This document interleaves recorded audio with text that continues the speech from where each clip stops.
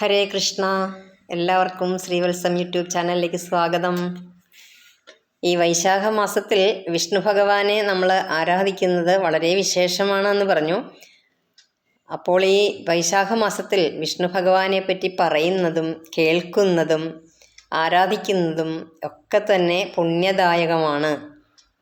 അപ്പം ഇന്ന് നമുക്ക് എന്താണ് ഈ ആധുനിക കാലത്ത് ഇങ്ങനെയുള്ള വൈശാഖ മാസം പോലെയുള്ള പുണ്യമാസങ്ങളുടെ ആചരണം? ഓരോ മതത്തിനും അവരുടേതായിട്ടുള്ള ആചരണ രീതികളുണ്ട് അല്ലേ? ഇപ്പോൾ ക്രിസ്ത്യൻസിനൊക്കെ ആണെങ്കിൽ അവരുടേതായിട്ടുള്ള വണക്കമാസം എന്നൊക്കെ പറയുന്നത് പോലെ, മുസ്ലിംസിന് അവരുടെ നോമ്പ് കാലം എന്ന് പറയുന്നത് പോലെ, ഹിന്ദുക്കൾക്ക് അവരുടേതായിട്ടുള്ള ഒരു സംസ്കാര രീതിയാണ് ഇങ്ങനെ വിവിധ തരത്തിലുള്ള വ്രതാനുഷ്ഠാനങ്ങൾ, മാസാചരണങ്ങൾ. കർക്കിടക മാസത്തിൽ രാമായണം പാരായണം ചെയ്യുന്നു.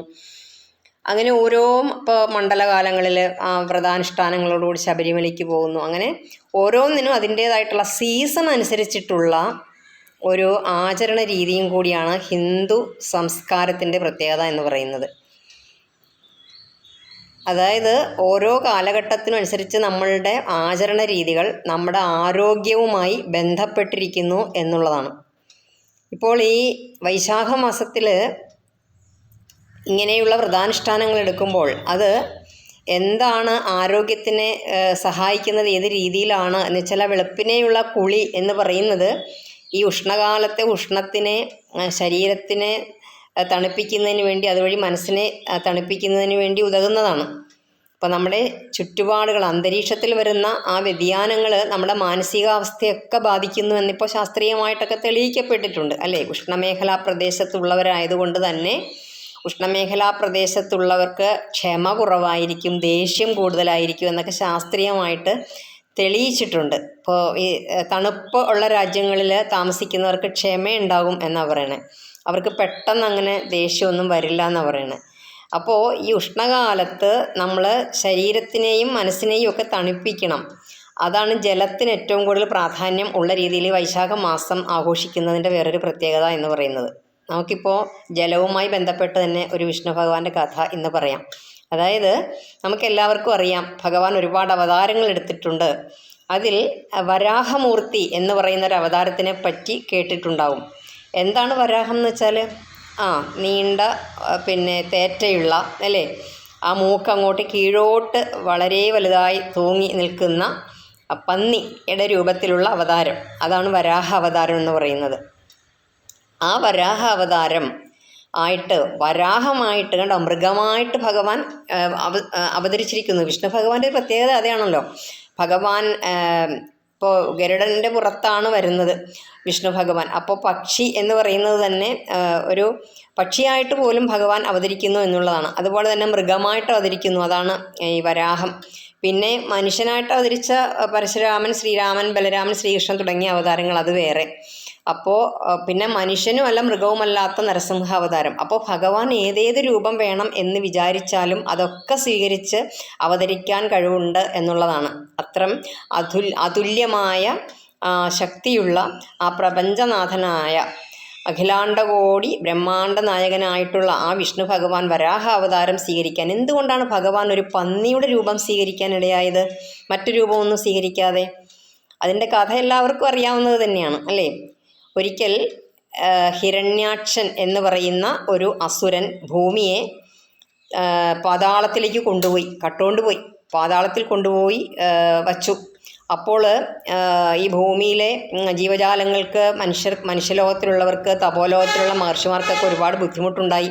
അപ്പോൾ അതിന് വിഷമം ഉണ്ടായപ്പോൾ അവരെല്ലാവരും കൂടി തപസ് ചെയ്യുന്നവരും മനുഷ്യരും മൃഗങ്ങളും പക്ഷികളും എല്ലാ ജീവജാലങ്ങളും ബ്രഹ്മാവിനോട് സങ്കടം പറഞ്ഞു. അപ്പോൾ ബ്രഹ്മാവിന് വേറൊരു മാർഗവുമില്ല വിഷ്ണു ഭഗവാനെ ആശ്രയിക്കാതെ.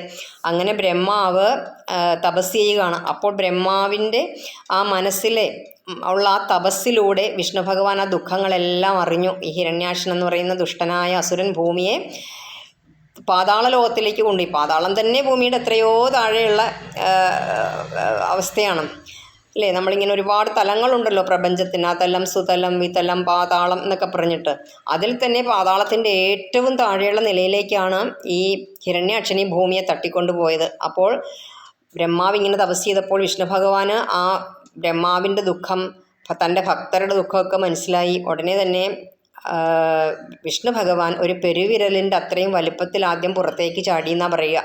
അതിനുശേഷം വിഷ്ണു ഭഗവാൻ ആനയുടെ അത്രയും വലിപ്പമുണ്ടായി, കുന്നിൻ്റെ അത്രയും വലിപ്പമുണ്ടായി. അങ്ങനെ വലിപ്പം കൂട്ടി അവസാനം ബ്രഹ്മാവിൻ്റെ മൂക്കിൽ നിന്നും ഒരു വരാഹത്തിൻ്റെ രൂപത്തിൽ വിഷ്ണു ഭഗവാൻ അവതരിക്കുന്നു.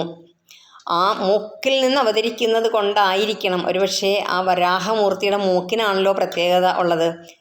അതിൻ്റെ തന്നെ എതിർലിംഗമായിട്ട് വരുന്ന വരാഹി ദേവിയെ പറ്റി നമ്മൾ കേട്ടിട്ടുണ്ട് അല്ലേ? ഈ രാക്ഷസന്മാരെയൊക്കെ കൊല്ലുന്നതിന് വേണ്ടിയിട്ട്, ദൈത്യന്മാരെയൊക്കെ ഉള്ള ശല്യങ്ങൾ ഇല്ലാതാക്കാൻ വേണ്ടി വരാഹി ദേവിയായിട്ട് അവതരിക്കുന്ന കഥ ദേവി. അതുപോലെ വരാഹമൂർത്തി പെട്ടെന്ന് ഈ രൂപം സ്വീകരിച്ചിട്ട് കടലിലേക്ക് ചാടുകയാണ് ചെയ്യുന്നത്. കടലിലേക്ക് ചാടുന്നു എന്ന് പറഞ്ഞാൽ നമുക്ക് വിവരിക്കാൻ പറ്റാത്ത അത്ര വലിയ ഒരു ശരീരമാണ് ഈ വരാഹത്തിന്. നമ്മൾ സാധാരണ നമ്മുടെ നാട്ടിൻപുറങ്ങളിൽ കാണുന്ന ഒരു വരാഹത്തിനെ പോലെ അല്ല ഇരിക്കുന്നത്. ഒന്ന് ഇമാജിൻ ചെയ്യാൻ പറ്റില്ല. അത്രമാത്രം വലിയ ചെമ്പിച്ച രോമമുള്ള, വാലൊക്കെ ഇങ്ങനെ നേരെ പൊക്കി പിടിച്ചിട്ടുള്ള, ഇങ്ങനെ വലിയ ഘോരമായ ഗർജനത്തോടു കൂടിയാണ് ഈ വരാഹമായിട്ട് വിഷ്ണു ഭഗവാൻ അവതരിക്കുന്നത്. അങ്ങനെ ആ ഘോരമായ ഗർജനത്തോടു കൂടി എല്ലാവരും ഭയപ്പെട്ടു പോയി. എല്ലാ തപസ്വികളും മനുഷ്യരും എല്ലാവരും ഭയപ്പെട്ടു പോയി. ബ്രഹ്മാവ് തന്നെ ഒരു വേള ഭയപ്പെട്ടു പോയി എന്നാ പറയണം. അത്ര വലിയ ഗർജനമായിരുന്നു വിഷ്ണു ഭഗവാൻ വരാഹമൂർത്തിയായിട്ട് അവതരിച്ചപ്പോൾ. ആ വരാഹമൂർത്തി ആ കടലിലേക്ക് അങ്ങോട്ട് ചാടി കടലിൻ്റെ ഉൾത്തട്ടിലേക്ക് ചെല്ലുമ്പോൾ വലിയ തിരമാലകൾ, നമുക്ക് സങ്കല്പിക്കാൻ പോലും പറ്റാത്ത, നമ്മുടെ ഇന്നത്തെ കാലത്ത് പറഞ്ഞാൽ സുനാമി പോലുള്ള വലിയ തിരമാലകളുള്ള കടലിൻ്റെ ആഴങ്ങളിലേക്ക് പോയിട്ട് അവിടെ ചെല്ലുമ്പോഴോ കാണുന്ന എന്താ മുതലക്കൂട്ടങ്ങൾ, വലിയ തിമിംഗലങ്ങൾ, ഘോരമായ ഒരുപാട് ജീവികളൊക്കെ ഉണ്ട്. അതിൻ്റെ ഇടയിൽ കൂടി ഈ വരാഹമൂർത്തി ഭൂമി അന്വേഷിച്ച് അവിടെ ഇവിടേക്ക് ഇങ്ങനെ നടക്കുമ്പോൾ ഏറ്റവും താഴത്തെ തട്ടിലാണ്, ആ പാതാളത്തിൻ്റെ ഏറ്റവും താഴത്തെ തട്ടിൽ ഭൂമി അങ്ങനെ ഇരിക്കുന്നു. അപ്പോൾ ആ ഭൂമിയെ വരാഹമൂർത്തിയായിട്ടുള്ള വിഷ്ണു ഭഗവാന്റെ ആ മൂക്കിൻ്റെ അറ്റത്തേക്ക് ഒരു മുത്തങ്ങാപ്പുല്ല് എങ്ങനെയാണോ തോണ്ടിപ്പറിച്ചെടുക്കുന്നത് അത്ര അനായാസേന ഭഗവാൻ ആ ഭഗവാന്റെ തേറ്റ കൊണ്ട് ആ ഭൂമിയെ ഉയർത്തി കടലിന് മുകളിലേക്ക് കൊണ്ടുവന്നു. അങ്ങനെ സർവ്വ ജീവജാലങ്ങളെയും രക്ഷിച്ചു. ദേവന്മാർക്ക്, മനുഷ്യർക്ക്, തപസ്സികൾക്കൊക്കെ സന്തോഷമായി. അതാണ് വരാഹാവതാരത്തിൻ്റെ പ്രത്യേകത എന്ന് പറയുന്നത്. ഇനി എന്താണ് ഇത്? കഥകളിലൂടെയാണല്ലോ വേദങ്ങളിലെ തത്വങ്ങളെ നമുക്ക് മനസ്സിലാക്കി തന്നിട്ടുള്ളത്. അതാണല്ലോ ഭാരതീയ ചിന്താഗതിയുടെ പ്രത്യേകത എന്ന് പറയുന്നത്. ഇനി എന്താണ് ഇതിന് ഇപ്പോഴത്തെ കാലത്തെ പ്രസക്തി എന്ന് ചോദിച്ചു കഴിഞ്ഞാൽ, ചിലപ്പോൾ ഈ യുക്തിവാദികൾ പറയും ഇത് വെറും കഥയല്ലേ എന്ന് പറഞ്ഞേക്കാം. ഇതിൻ്റെ അകത്തൊരു തത്വം ഒളിഞ്ഞിരിപ്പുണ്ട്. എന്താണ് അത്? ഈ സമുദ്രം എന്ന് പറയുന്നത് എന്താണ്? നമ്മുടെ ജീവിതമാകുന്ന, സംസാരമാകുന്ന പാരാവാരം, നമ്മുടെ ഈ ലോകത്തിലെ ദുഃഖങ്ങൾ, ദുരിതങ്ങൾ, ദുരന്തങ്ങൾ, എന്തെല്ലാം പ്രകൃതിക്ഷോഭങ്ങളാണ് ഇപ്പോൾ നമ്മൾ കേൾക്കുന്നത്. ഇപ്പോൾ നമ്മൾ അനുഭവിച്ചു കൊണ്ടിരിക്കുന്നത് തന്നെ ഏറ്റവും വലിയൊരു പ്രകൃതി ദുരന്തമാണ് അല്ലേ? ജലമില്ലെങ്കിൽ പിന്നെ എങ്ങനെ ജീവിക്കും? ആ ജലമില്ലാത്ത അവസ്ഥയാണ് നമ്മളിപ്പോൾ അനുഭവിച്ചു കൊണ്ടിരിക്കുന്നത്. ഇനി നമ്മൾ ഭാവിയിൽ ഇപ്പോൾ തന്നെ ക്യൂ നിന്ന് തുടങ്ങി, എത്രയോ വർഷങ്ങളായി ക്യൂ നിൽക്കുന്നു. ഇനിയും നമ്മൾ ഇങ്ങനെ ഒരു തുള്ളി വെള്ളത്തിന് വേണ്ടി കാവൽ നിൽക്കേണ്ടുന്നൊരു കാലം വരും. അതുപോലത്തെ ഒരു ദുരന്തത്തിലേക്ക് പോയിക്കൊണ്ടിരിക്കുകയാണ്. അപ്പോൾ ഈ തന്നെയുമല്ല, നമ്മുടെ മക്കളെ പറ്റിയുള്ള നമ്മുടെ വ്യാകുലതകൾ, ഇന്നത്തെ കാലത്ത് മയക്കുമരുന്ന്, പെൺകുട്ടികളെന്നും ആൺകുട്ടികളെന്നും വ്യത്യാസമില്ലാതെ, സ്കൂളിലെ വിദ്യാർത്ഥികൾ എന്ന വ്യത്യാസമില്ലാതെ, വീട്ടമ്മമാരെന്നുള്ള വ്യത്യാസമില്ലാതെ, അങ്ങനെ ഏത് പ്രായത്തിൽപ്പെട്ടവരാണെങ്കിലും ഒരുപാട് തരത്തിലുള്ള ദുഃഖങ്ങൾ അനുഭവിക്കുന്നവരാണ്. വയോജനങ്ങളാകട്ടെ രോഗങ്ങൾ കൊണ്ട്, മക്കൾ നോക്കാത്തത് കൊണ്ട് അങ്ങനെയുള്ള ദുഃഖങ്ങൾ അനുഭവിക്കുന്നു. ഇങ്ങനെ ഈ കലികാലത്തിൻ്റെ സർവ്വതരത്തിലുള്ള അസ്വസ്ഥതകളും ആകുന്ന, ആ ദുഃഖമാകുന്ന, അസ്വസ്ഥതയാകുന്ന വലിയ സമുദ്രത്തിൽ നമ്മളുടെ മനസ്സാകുന്ന ഭൂമി ആണ്ടുപോയി. ആ മനസ്സിനെ ഉയർത്തിയെടുക്കണം. നമ്മുടെ മനസ്സിനെ നമ്മൾ ഉയർത്തിയെടുക്കണം. അർജുനനോട്, കുരുക്ഷേത്ര യുദ്ധത്തിൽ തളർന്നിരുന്ന അർജുനനോട് ഭഗവാൻ പറയുന്നത് തന്നെ അങ്ങനെയാണല്ലോ. അർജുന, നിന്റെ മനസ്സാണിപ്പോൾ തളർന്നു പോയിരിക്കുന്നത്. ആ മനസ്സിനെ നീ ഉയർത്തണം. ഈ മനസ്സിനെ ഉയർത്താൻ വേണ്ടി പുറത്തുനിന്ന് ആരും വരില്ല. നീ തന്നെ വിചാരിക്കണം നിന്റെ മനസ്സിനെ ഉയർത്താൻ എന്നാണ് പറഞ്ഞിരിക്കുന്നത്. അപ്പോൾ ആ ഭഗവാന്റെ തേറ്റ എന്ന് പറഞ്ഞാൽ ഇവിടെ ഭഗവാനോടുള്ള നമ്മുടെ ഭക്തിയാണ്. ഭക്തി മാർഗത്തിലൂടെ ഏത് മതവിഭാഗത്തിൽപ്പെട്ടവരും ആയിക്കൊള്ളട്ടെ, അവരവരുടെ മതം അനുശാസിക്കുന്ന തരത്തിലുള്ള വ്രതാനുഷ്ഠാനങ്ങളിലൂടെ, നന്മയിലൂടെ, മറ്റുള്ളവർക്ക് നന്മ ചെയ്യുന്നതിലൂടെ, അതാണല്ലോ ദാനം എന്ന് പറയുന്നത്. ദാനം ആപത്തുകളെ കുറയ്ക്കും എന്ന് ഖുറാനിലൊക്കെ പറയുന്നതായിട്ട് നമ്മൾ കേട്ടിട്ടുണ്ട്. അതുപോലെ തന്നെ ഭാഗവതത്തിൽ പറയുന്നു ദാനം. ഈ വ്രതാനുഷ്ഠാനങ്ങളിൽ ഏറ്റവും മുഖ്യമായിട്ടുള്ളത് തന്നെ അങ്ങനെയാണ്, ദാനം. അതായത് ഈ വൈശാഖ മാസത്തിൽ ദാനം ചെയ്യുന്നതും അതാണ് സീസൺ അനുസരിച്ചിട്ടുള്ള ദാനമാണ് ഇവിടെ പറയുന്നത്. വൈശാഖ മാസം ആചരിക്കുന്നത് ഉഷ്ണകാലത്തായതുകൊണ്ട് ഏറ്റവും കൂടുതൽ പുണ്യം കിട്ടാൻ, ഏറ്റവും നമുക്ക് വരുന്ന ആപത്തുകളെ ഇല്ലാതാക്കാൻ പറ്റുന്നത് എന്താണ്? ജലത്തിനെ ദാനം ചെയ്യുക. അതാണ്. പിന്നെ വെയിലിൽ നിന്ന് രക്ഷപ്പെടാനുള്ള കുട, അതുപോലെ ചെരുപ്പുകളൊക്കെ ദാനം ചെയ്യുക. ഇങ്ങനെ ദാനം കൊടുക്കുമ്പോൾ ഒരു പ്രത്യേകതയുണ്ട്. ദാനം സ്വീകരിക്കുന്ന ആളിനേക്കാൾ കൂടുതൽ സംതൃപ്തി കിട്ടുന്നത് ദാനം നൽകുന്ന ആളിനാണ്. അപ്പോൾ നമ്മൾ ഒരാൾക്ക് ഒരു സഹായം ചെയ്യുമ്പോൾ ആ സ്വീകരിക്കുന്ന ആളിനേക്കാൾ കൂടുതൽ സന്തോഷം കൊടുക്കുന്ന നമ്മൾക്കുണ്ടാകണമെങ്കിൽ മാത്രമേ ആ ദാനം അർത്ഥവത്താകുകയുള്ളൂ.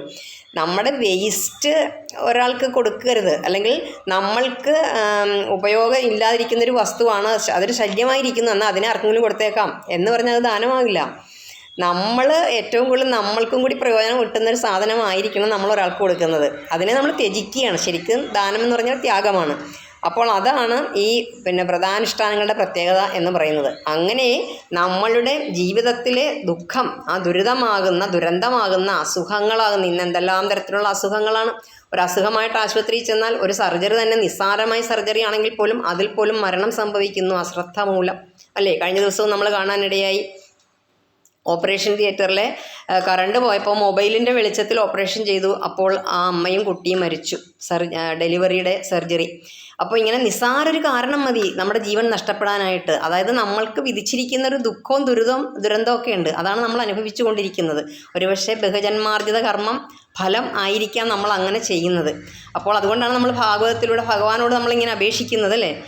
ബഹുജന്മാർജിത കർമ്മമശേഷം തിരുമുൽ കാഴ്ച നിനക്കിഹ വച്ചേൻ, ജനിമരണങ്ങളെനിക്കിനി വേണ്ട, പരിപാലയ മാം നാരായണ ജയ, നാരായണ ജയ, നാരായണ ജയ, നാരായണ ജയ, നാരായണ ജയ, നാരായണ ജയ, നാരായണ ജയ, നാരായണ ജയ, നാരായണ ജയ എന്ന് നമ്മൾ പ്രാർത്ഥിക്കാറുള്ളത് അതുകൊണ്ടാണ്. അപ്പം അങ്ങനെ ഈ വരാഹമൂർത്തിയായിട്ട് വിഷ്ണു ഭഗവാൻ വന്നതുപോലെ ഈ വൈശാഖ മാസത്തിൽ നമുക്ക് ഭഗവാനെ പ്രാർത്ഥിച്ച് നമ്മളുടെ ആ മനസ്സ് ദുഃഖത്തിൽ ആണ്ടുപോയിരിക്കുന്ന, നിരാശയിൽ ആണ്ടുപോയിരിക്കുന്ന, സങ്കടത്തിൽ ആണ്ടുപോയിരിക്കുന്ന, ഒറ്റപ്പെടലിൻ്റെ ആ വലിയ കടലിൽ നമ്മൾ ഒറ്റപ്പെട്ടു പോയിരിക്കുന്ന ആ അവസ്ഥയിൽ നിന്ന് നമ്മുടെ മനസ്സിനെ ഉയർത്താൻ വിഷ്ണു ഭജനം നടത്തിയാൽ മതി.